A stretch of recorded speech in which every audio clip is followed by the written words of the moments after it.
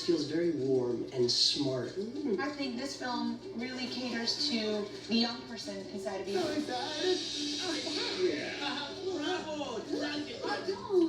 It's just one of those you can't go wrong type of films. I think it's a combination of all the elements in the cast. Doing these kind of things, cartoons, they pay off in many ways. Mainly because children all over the world love the Smurfs. Stop. When you're a Smurf in a movie this big, in a 3D movie that is a franchise that has entertained kids for 50 years, you know that it is a blessing to be part of this.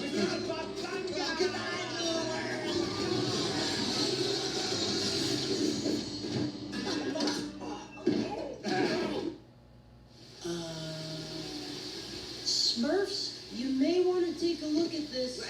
We had a meeting when we decided that we couldn't send all the Smurfs to New York City. We had to keep it limited to 6. It was like, well, who do we need? You know, it was like casting a basketball team or something. And we gotta have Grouchy because you gotta have that voice, you have to have Smurf that. So we came up with this sort of ensemble of characters. What? Yeah. And the cast talent, the voice talent is just amazing. We just simply felt that we couldn't just have the biggest names, and that wasn't what we were the most interested in. What we were most interested in was who was so clearly that character. So we just listened to the voices with drawings or paintings of the character, no names attached. So we look at it with the sense of, does it feel real? Does this feel like this character's voice? And they are all way beyond our expectations as to who will be doing the voices. And it's such an eclectic and fun group. I've got a message. Always chew with your mouth closed. Or dance and be happy. How about grab life by the grapes? That's good. You should use that. Jonathan Winters does the voice for Papa Smurf, who actually did Grandpa Smurf in the Hanna-Barbera series. So he's no stranger to Smurfs. I thought it was a miracle I got called to do Papa Smurf. Period. At 85, to doing anything but planting geraniums is a miracle. When they called me and said, would you like to play Papa Smurf? I leaped at it. It's such an honor to be able to work with him. And he didn't have to scrunch his voice. We just have his voice. He just has that gruff, gravelly voice that somehow has a ton of warmth into it. It's an embarrassment of riches. They've given you gold here. They wanted a little Irish and a little this kind of American accent. So to slide in and out, you got to be kind of careful that way. Oh, what's happening, lads? We're going down now. It's a little too Irish. Let's tone it down. So. Oh, lads, come on, you Smurfs. Put it together. That's a little better. I'll get the Smurf route. You stay in the village and out of trouble. Do you understand? Okay. The Smurfs, although they're all the same age, with the exception of Papa, Clumsy feels younger. So we were looking for a voice quality that felt a little bit younger than everybody else's. Anton Yelchin did the voice for him, and it's an incredibly youthful and soulful voice. I'm a hero? I'm a hero!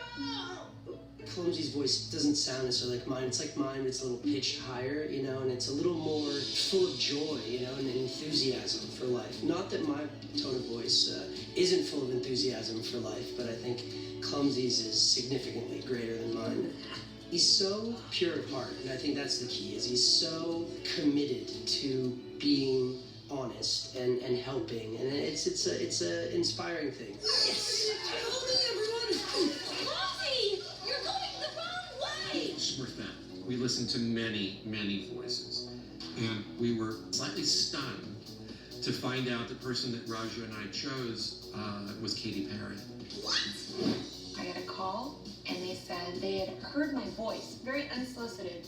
They hadn't matched my voice to my face or didn't know that it was me behind it, and they liked the texture of my voice. Bye, Grace! Perfect. It's basically my voice with a little bit, like, throw some rocks in it. I'm just smurfing around! It's like I had too many cups of coffee all in one day. You smurfed with the wrong girl. When I started to hear Katie's voice, it's very musical the way she speaks. It's really interesting. You can tell she's a singer just from hearing her in the mix. You just hear that voice and you fall in love. That's great. There's a little Marilyn Monroe Smurfette action thing going on in New York that's very sweet. Oh, is there drafts in here? It's really interesting because I get to kind of be a part of creating her character and adding little nuances to who I guess she is on the big screen. Let's say Smurf in the state. You know what? I choose to be Professor Smurfstein. We're all gonna die. When we were deciding which 6 Smurfs were going to come through the portal, we knew we had to have Grouchy because you just got to have that naysayer voice. None of you find that song just the tiniest bit annoying. I find it annoying. I'm not sure how this voice became the hit machine. You start out as a dog, you end up as a cat, you go to be a toucan, and then you go to become the biggest thing of all, which is the blue, and you're a Smurf, and the grouchy one, which is perfect. Very little acting. I have no coffee. I have a daughter, and she's 15. That will keep you grouchy. The funny thing was to see the way they had drawn him, and it kind of looked like me. His arms crossed. That's the eyebrows down. There's a bluish resemblance to my normal look. What can I say, Clumsy? You're not on the list. Crouchy, it's right there. You lack the verbal skills required to explain this predicament succinctly. Here we go. The voice of Brainy had to be both a real voice and a voice that had, when we and the character needed it, a grating quality to it. This is not a Smurf bridge. It's clearly a cheeseburger. Because he can be very smart and everyone listens, or he can be completely obnoxious. And I think you will agree with Grouchy and Gutsy that you want to punt him out of there. Off you go. Go. Ultimately, a person who we felt embodied both is Fred Armisen from Saturday Night Live. I just did like fake falsetto, and that was kind of it. I didn't do too much. Sometimes if it sounds like you're working too hard, it just it's over there. You see, Clumsy, the other Smurfs don't want to dance with you for fear of what are politely called fractures. I just got a lot of sleep beforehand, because sometimes those days are they're pretty long and your voice wears out after a while, so I just make sure that I got a lot of sleep the night before. You're lucky at Lassie stepped in. I was about to make haggis, and you're innocent. Gutsy Smurf is a new character that we have created for the movie. He's got a Scottish accent and he wears a blue kilt and he's just our action hero. He's our rough and ready guy. Oh, a Smurf cannon! Only way to fly. It was, one of those moments where you think, I can't believe this is happening to me. I can't believe the honour that has been bestowed on me to be a Smurf. But actually what I really liked about it was that I was a Scottish Smurf. I really felt very proud. And it was great, an onerous responsibility as well. No Smurf left behind. Not Papa. And not you. He's Scottish, but he's a much more gruffer, kind of Scottish, a bit lower and sort of like that. What are you pasty giant?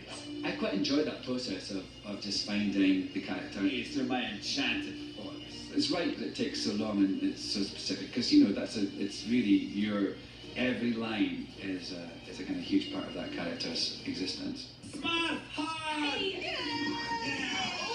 I feel like these characters are adorable. You care about these guys. They have subtlety of emotion. I'm just incredibly proud of the work that the voice talent has done to give these little guys souls. Everything's been so exciting from the cast and the way that's come together. And I think that's why you still want to, go to Smurf Village and spend time with them. Oh yeah, I love Smurf berries. To hear your voice come out of a Smurf is pretty amazing. It may be the highlight of the things that I've done because it is a franchise that everybody knows and everybody's seen. You just don't expect when you train to be an actor that you're going to see yourself on